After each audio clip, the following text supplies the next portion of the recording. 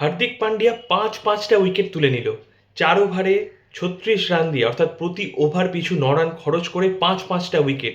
এত সুন্দর bowling length আমাকে মুগ্ধ করেছে। এবং সবচেয়ে বড় কথা, সে কিন্তু টি-20 ফরম্যাটে কীভাবে বোলিং করলে উইকেট আসবে এই ক্যালকুলেশনে বোলিং করেছে। একটা তো খুব পছন্দের আউট আমার, যেটা আউটসাইড দি অফ স্টাম্পে একটু শর্ট পিচ বলে আউট করলো এবং লং অনের ওপরে ক্যাচ আউট হলো যে ব্যাটার।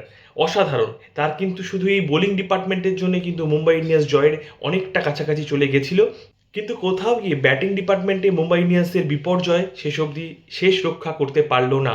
নিজেও কিন্তু একটা ক্যামিও ইনিংস খেলে, প্রায় 16 বলে 28 রানের একটা ক্যামিও খেলে মুম্বাইকে জেতানোর চেষ্টা করেছিল ব্যাট হাতে হার্দিক পান্ডিয়া। কিন্তু আমার ব্যক্তিগতভাবে মনে হয় তিলক ভার্মার একটা স্লো ইনিংস কিন্তু মুম্বাইকে আরও হারের মুখে ঠেলে দিল।